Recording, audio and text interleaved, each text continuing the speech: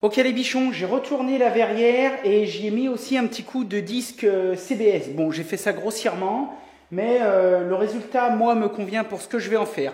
Maintenant, ce qu'on va faire, eh bien, c'est que, tu vois, j'ai installé une barre carrée. Donc ça, c'est de l'acier plein de 12 mm par 12 mm de côté. Et on va commencer à couper les barres pour faire des cadres qui vont venir tenir les verres.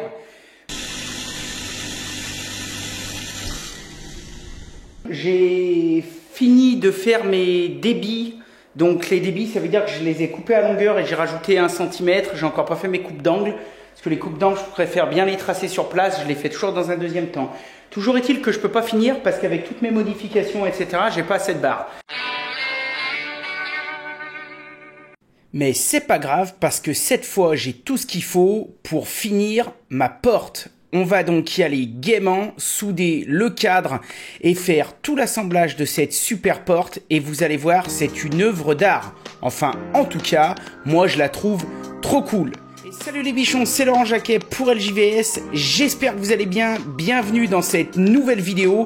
J'espère qu'elle va vous donner plein d'idées, qu'elle va vous inspirer et en tout cas que vous allez passer un bon moment de plaisir. Allez, yeah! Ça y est, j'ai tout coupé, j'ai tout préparé. Il me restera juste à couper une transversale ici, mais là, je la couperai à dimension une fois que j'aurai pointé. Donc là, comme tu pourras le constater, c'est vraiment super ajusté. Donc il n'y a aucun souci, ça va se souder tout seul. Pareil, je vais essayer de faire ça au TIG, comme ça, j'aurai pas trop à poncer. Et donc tu vois, j'ai tout calé mes côtés pour avoir tout pareil, mes espacements. Celle là-bas, je l'ai présentée, elle est nickel. Donc ce que je vais faire, c'est que je vais pointer ici, après je vais décaler l'ensemble, je vais pointer là-bas, après je pense que soit je vais pointer, soit je vais ressouder, et après je vais faire la transversale. Allez, c'est parti, bande de foufous!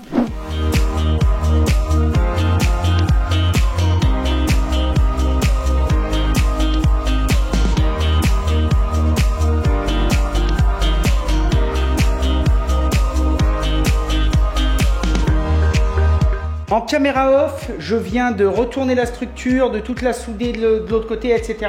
Et je l'ai remise comme elle était. Donc comme tu peux le voir, j'ai tout calé. Moi pour caler, tu vois, j'utilise des petites cales de menuiserie, là, toutes simples. Donc ça va vraiment bien. Et là, ce qu'on va faire, c'est qu'on va souder les charnières. Donc on va utiliser de la charnière à souder. Donc ça se met comme ça, tu vois. D'un côté, tu as le cadre et de l'autre côté, tu as la porte. Donc nickel. Faut juste faire attention quand tu soudes, tu vois, au sens dans lequel tu mets le gond, pour pouvoir la dégonder, bien sûr, coquin. Ce qu'on va faire, c'est qu'on va en mettre 3. On va en mettre une ici, allez, on va dire à 20 cm, ça va aller. Ensuite, on va en mettre une à l'axe. Hop. Et on va en foutre une dernière ici à 20 cm. Ok, donc je vais souder ça et après je te reprends.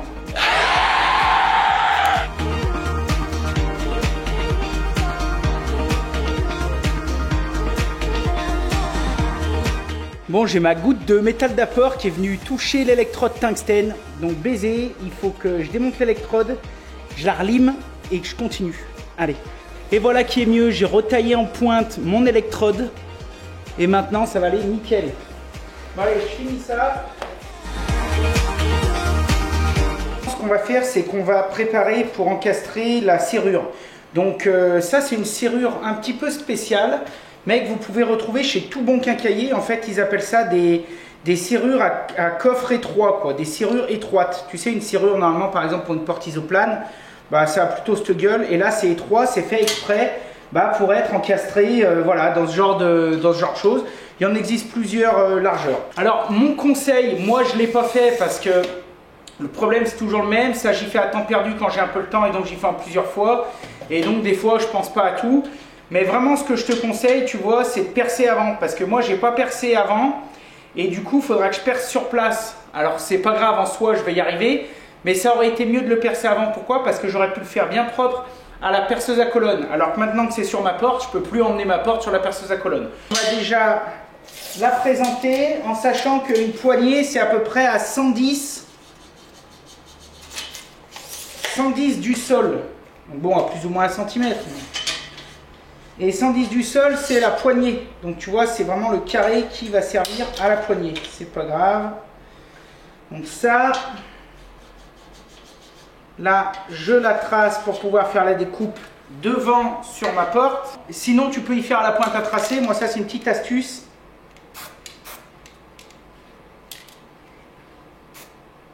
Et voilà. Et hop, c'est nickel de chez nickel. Mon petit truc et astuce, tu vois, je sais exactement où il faut que je perce pour que mon carré passe et pour ma serrure.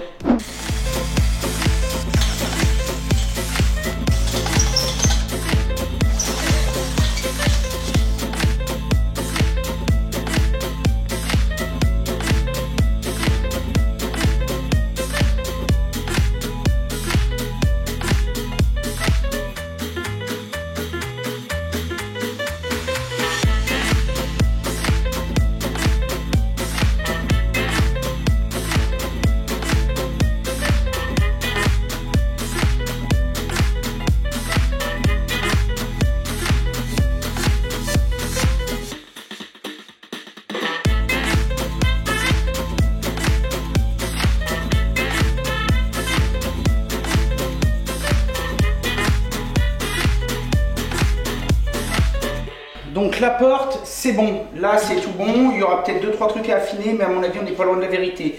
Pour la peinture, comme je vous avais déjà dit, c'est pas un souci. Je le fais souvent. Donc après, si vous avez décidé de dégraisser et de meuler à 2-3 endroits votre porte, eh ben, c'est plus un problème. Sinon, si comme moi, vous voulez vraiment la laisser brute, un petit coup d'acétone et vous allez voir, ça va partir nickel, comme s'il n'y en avait jamais eu. Donc là, la porte, elle est faite. Donc là, en gros, on sera du côté de l'atelier, les charnières sont du côté de l'atelier et elle va s'ouvrir comme ça. Et on continue l'aventure! Et tu m'en voudras pas, je parle un peu du nez parce que je suis en train de prendre la crève parce que hier, il y a neigé et c'est le vrai bordel.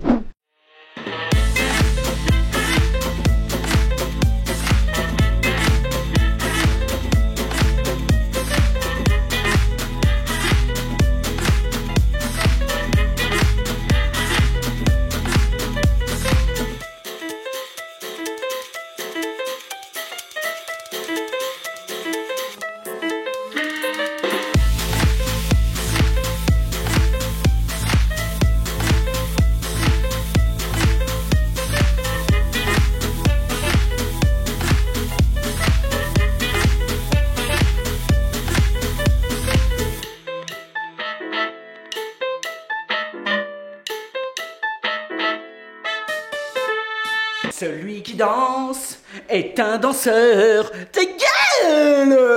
Je craque. Alors au bout d'un moment j'ai coupé parce que te faire voir des coupes pendant 2 heures, je pense qu'au bout d'un moment t'as compris. Et du coup je me suis pris l'idée, oui ça m'a traversé la tête, j'avoue, de faire un petit décor sur ma porte. Parce que je me suis dit une verrière c'est bien, mais une verrière qui a de la gueule c'est mieux. Voilà, hein, on est bichon ou on l'est pas. Alors voilà la bête. Donc là, comme tu peux voir, j'ai déjà même commencé à la pointer. En gros, j'ai fait un carré que j'ai tourné pour faire un losange. Oui, un carré et un losange, c'est la même chose, mais pas dans le même sens. Et qu'il n'y a pas un matheux qui se la ramène en me disant « Oui, pas vraiment, parce qu'en fait, gna gna. » Bon, tu m'as compris quoi. J'ai pris un carré, je l'ai tourné à 45, je l'ai mis au centre. Et ensuite, j'ai fait tout plein de découpes miséreuses où j'en ai fait les 3/4 d'ailleurs à la main à la disqueuse. Et voilà, pour que ce soit tout bien plan, je viens juste y mettre 2 règles de maçon nickel que j'ai tout bridé. J'ai pointé et là maintenant, il va me rester plus qu'à souder. Et putain ma caille, ça va avoir de la gueule. Malgré tout, il y a 2 choses qui m'affolent un peu. La première, c'est quand je vais faire les contre-cadres pour venir serrer les verres avec les carrés de 12 ou de 14, à mon avis, rien que pour faire la porte, je vais y passer une journée entière. Fuck! Et la deuxième chose qui m'affole, je pense que ça va être le prix du verre.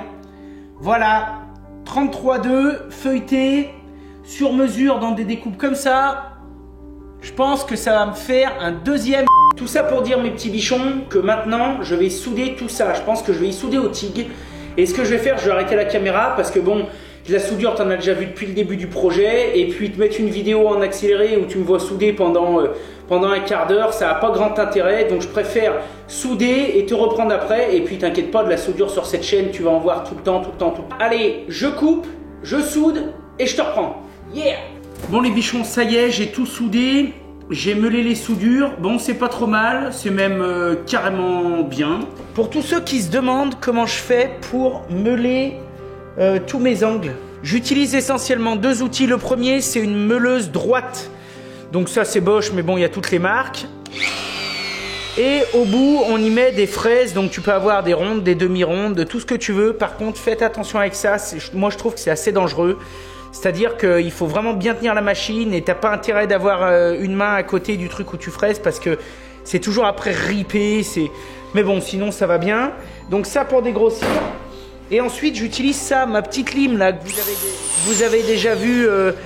Ça fait très longtemps que je l'ai. Enfin très longtemps, ça doit déjà faire 2-3 ans que je l'ai. C'est la Makita 9032 et franchement, j'en suis super content. Tu vois, ça se fout dans toutes les positions. Tu fais ce que tu veux avec.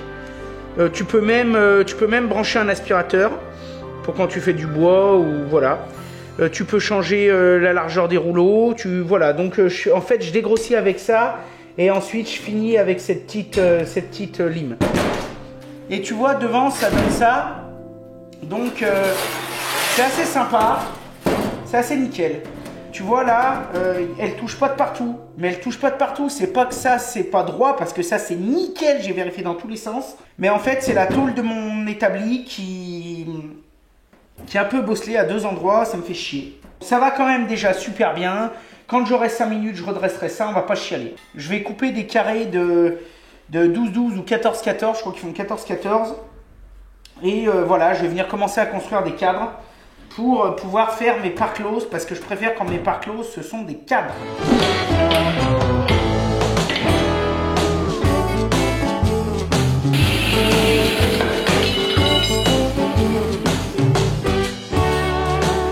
Bon, c'est bien beau de filmer, mais j'aurais quand même dû tenir la barre.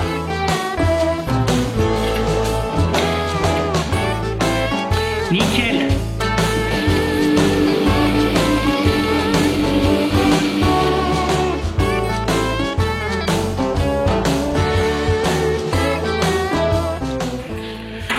Bon les bichons, là je vais continuer avec une coupe à 22,5 degrés, donc on va régler la machine.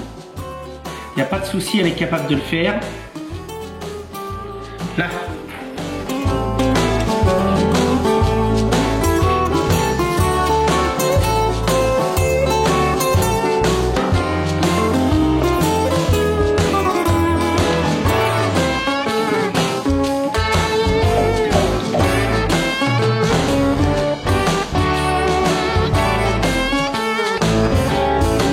Comme tu pourras le constater, ici, il y a une petite soudure à l'angle de mon support, de ma verrière, qui m'empêche en fait d'aller venir plaquer mon cadre vraiment dans l'angle. Alors, dans ces cas-là, c'est pas grave. Ce qu'il faut faire, il faut vraiment faire comme s'il n'y avait pas la soudure et imaginer quand même que notre cadre va dans l'angle. Et ce qu'on fera, c'est qu'une fois qu'on l'aura pointé, en fait, on viendra recasser un petit peu l'angle du cadre. Ça se verra presque pas. Ça permettra de nous faire un travail de super qualité et de toute façon ce sera plus pratique que d'aller essayer de reponcer ce qu'il y a ici dans l'angle parce que là on risque de se faire chier. Allez, je continue de faire ces 2-3 coupes et on se reprend après. Yeah! Ça y est, j'ai fini de couper et d'ajuster toutes les parts closes. Donc comme tu pourras le voir, c'est quand même assez nickel. Donc tu vois, j'ai vraiment soigné les ajustages. Donc franchement, je suis très content.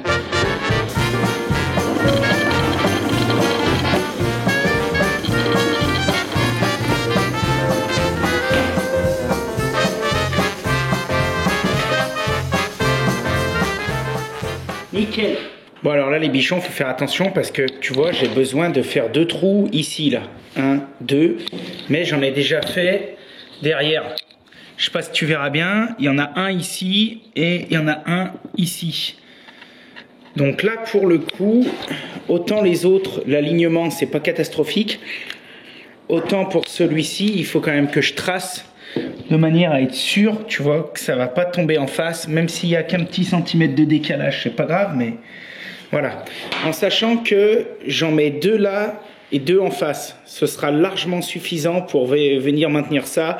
Là, il n'y a aucune pression, puis après avec le cadre, tout va bien se tenir.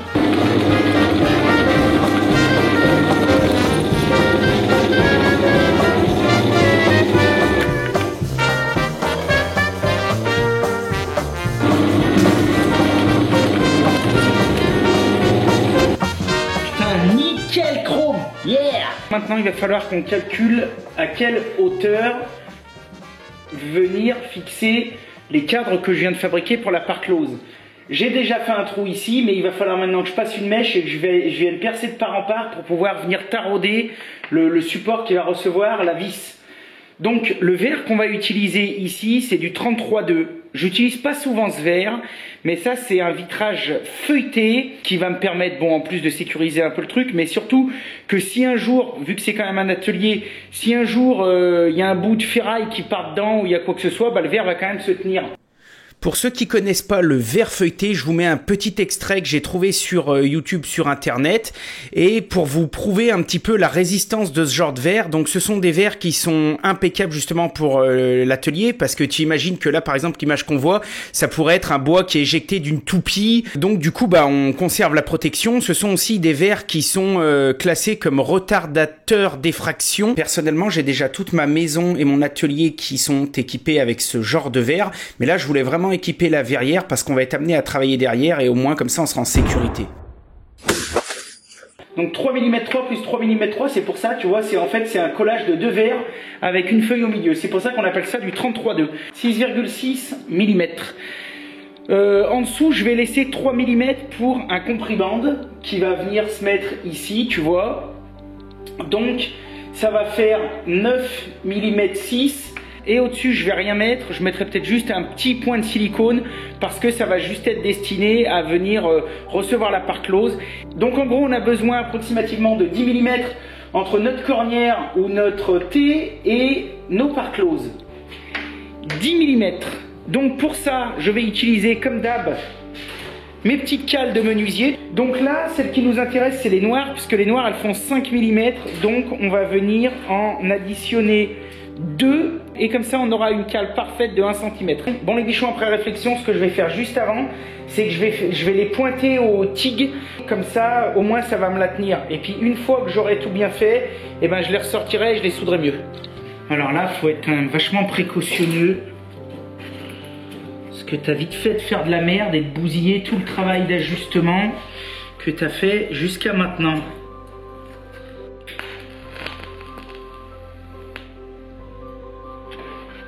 Putain, un Stig, mais ça, je peux plus m'en passer, hein. Autant le MIG c'est génial, j'en ai toujours eu un, enfin j'adore. Autant le TIG c'est vraiment, c'est ouf, hein. Je trouve que c'est encore pire. Alors là tu vois, faut caler à des endroits stratégiques le temps de faire un peu les points. Hop, pour que ce soit tout parfait.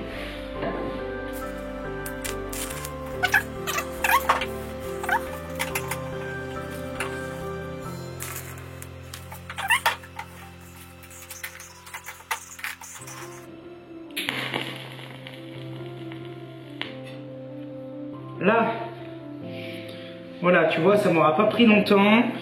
Et là maintenant, voilà, je peux sortir mon cadre. Nickel, il est nickel pointé, tu vois, je sais pas si tu vas bien y voir. Mais voilà, je vais faire ça sur toute ma structure. Et puis, on se reprend après.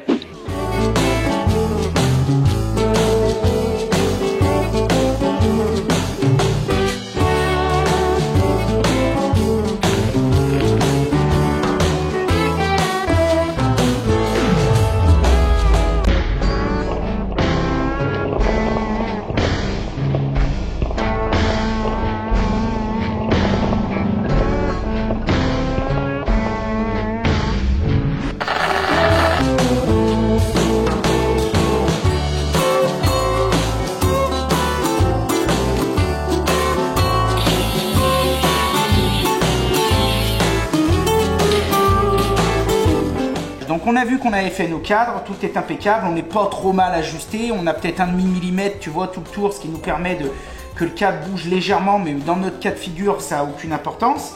Et donc maintenant, il va falloir venir percer en travers de nos cadres pour pouvoir percer notre cornière et tarauder notre cornière pour pouvoir venir accueillir les vis.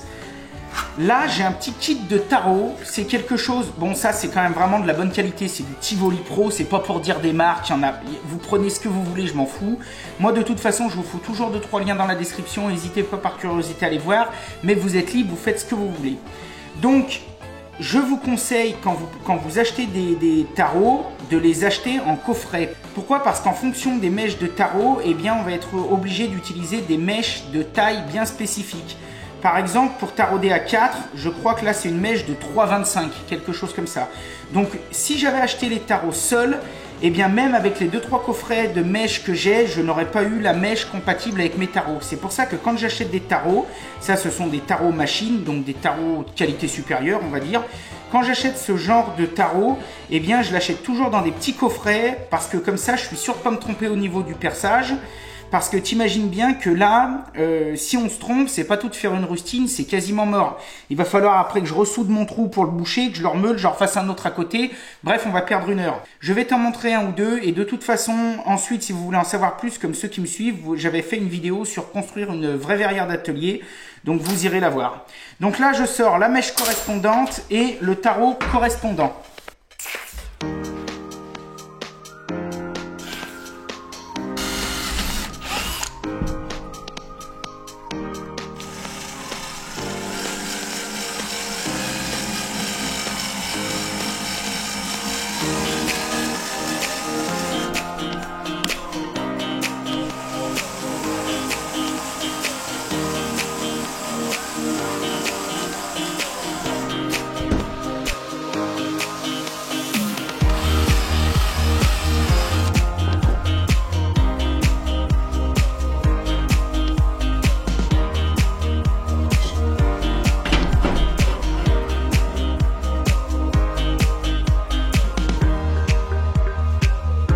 Une fois les taraudages terminés, je pointe l'ouvrage central sur le cadre de la porte à l'aide du MIG et ça va être la fin de la deuxième partie. J'espère que la vidéo vous aura plu, qu'elle pourra vous inspirer et vous donner plein d'idées. On est bientôt 100 000 abonnés, je compte sur vous pour partager, laisser un petit commentaire, ça fait toujours plaisir, et mettre un énorme pouce bleu, c'est ma meilleure récompense pour tout le travail que j'essaye de vous produire. Moi je vous souhaite une bonne fin de week-end, comme d'habitude, soyez créatifs, faites de votre mieux et si possible du bon boulot. À bientôt mes bichons, yeah!